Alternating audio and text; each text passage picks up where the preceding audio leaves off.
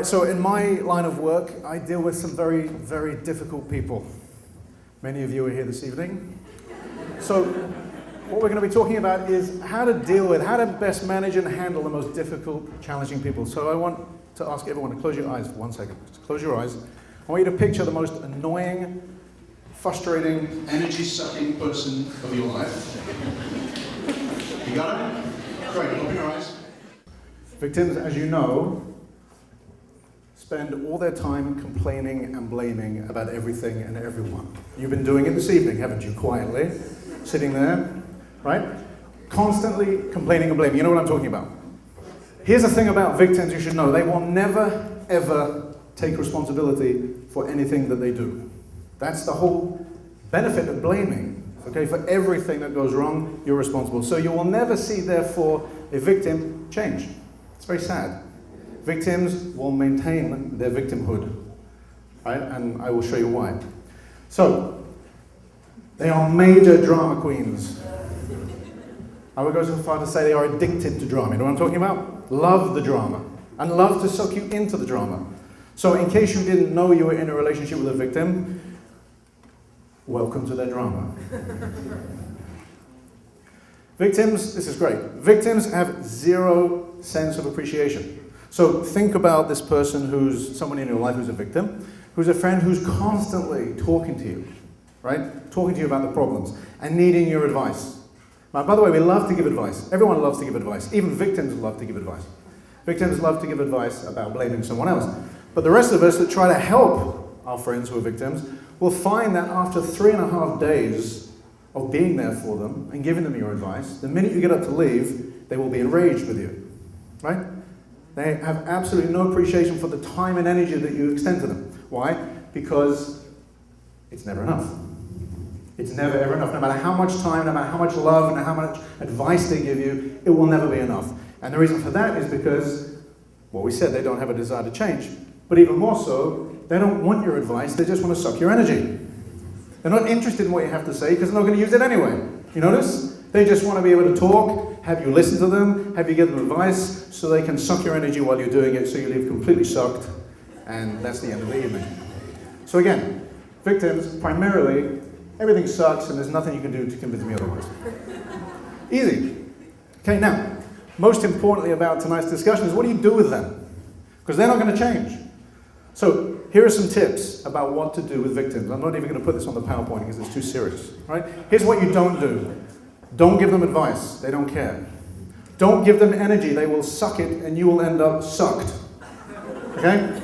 You need to set boundaries and limits with victims. For a lot of people that's very difficult. It's very difficult to say no for a lot of people. It's very difficult for people to stop. It's very difficult for people to say, I gotta hang up the phone. And victims will remember, they will be enraged if you try to. So here's a trap. If you're the kind of person who's a people pleaser, and we know who you are, because you're smiling now, right? If you're a people pleaser, and you're also someone, therefore, who can't say no, who can't set a boundary, guess what? You are going to have the life sucked out of you by a victim. Because they are going to find you. And they will haunt you for the rest of your life. Unless you learn how to set a limit with them. Does everybody understand? So, here's the thing. Victims will do everything in their power to demand your energy. And being good people, we love to help people, we will give them our time and energy. Biggest mistake. Do not give it to them. So what happens is that these victims will find you, they will try to suck your energy, they will ask you over and over again for what it is that you need. And the way it works is you can't just avoid them. See, a lot of people say, just avoid the victims. How many people thought that was your way out? Just don't deal with them. They will be brought into your life. If you're the kind of person that avoids confrontation, a victim will follow you. It's the perfect design of the universe. A very spiritual concept. So, thinking you're going to avoid them is not going to happen. They will find you, and they will find you until you hunt them down and set a limit with them. Everybody understand? So, in case you don't know, by the way, how many people in here identify with being a victim yourself? You see? Total denial. That was the other point I was going to say. Liars and concealed denial. Of course. Excellent. So, again, how to deal with a victim. Do not give them the energy they ask you for. Have them earn your incredible advice. Have them earn it. Say the things to them like, listen, I'm happy to spend a little bit more time. We've talked about 3 really important things. I want you to go off and do that. Come back and let me know how it goes. We'll talk some more. Simple. I got to get off the phone. They'll not stop talking. Got to get off the phone, talk to you soon. Boom. Do not wait for them to say goodbye. They don't know how to say goodbye. Simply say bye-bye. That's it. Now, again, wonderful lesson for people pleasers. Okay? They're going to hate you. They're going to hate you and be enraged and spit in your face. Fine. It's a great lesson to learn how to let people not necessarily have to like you. It's not a problem. It's fine. It's a good lesson. So, set limits, set boundaries, be hated. It's going to be very strong for you. Now, here's the other kind of very difficult person that you visualized when your eyes were closed. I like to call them the egomaniac. Okay, I'm not going to ask you to stand up because the whole room will stand up, but well, you want victims, that's the only thing left. All right, good. Now, an egomaniac. This cartoon says, you know you're not the center of the universe. I am of mine. Welcome to the world of psychotherapy. All right, egomaniacs. Egomaniacs, as you know, have all the answers and need to look good. Now, what does it mean to need to look good? I'm not talking necessarily physically. Egomaniacs are know-it-alls. So they need to impress you. They need to make sure that you heard the question they asked. Okay? They need to make sure that that they are 3 steps ahead of you. They will constantly let you know how much they know. You see the pattern here? Constantly. It's incredibly boring, right? Very boring to be around an egomaniac. Good. Here's the thing that you'll never ever see an egomaniac do. They cannot be vulnerable. That's deadly territory.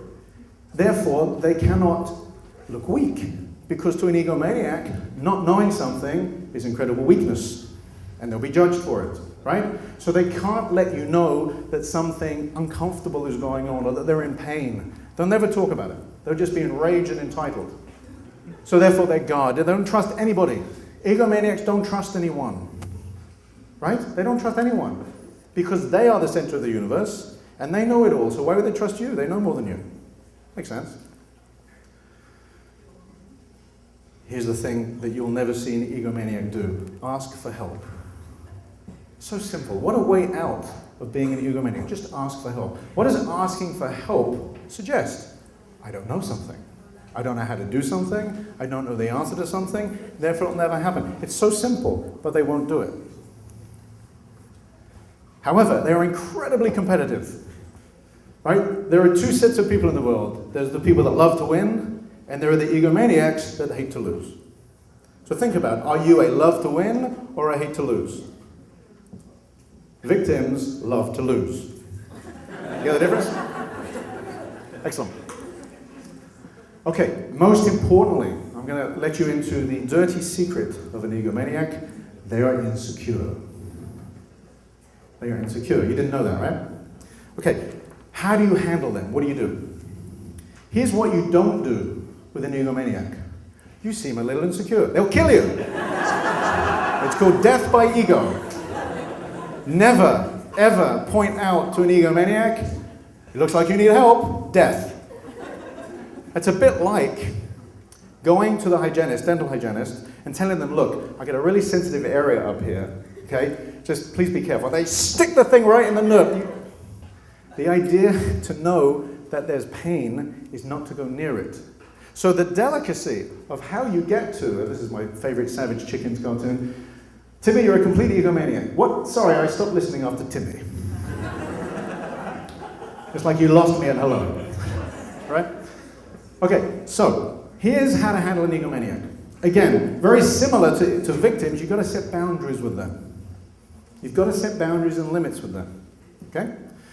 The way to access that vulnerability that they will not let you into is not by going in there, going for the jugular. It's by modeling to them what it looks like. Simply model to them what it looks like. You've got to be smart. You've got to go around the outside. You've got to find the chink in the armor by going around the outside. So you say, you know, it's funny. I remember it was so difficult for me to used to ask help, when I needed it. But I found it was like, just by breaking that, I got so much help. Don't tell them you need help. Because they'll kill you. It's simple.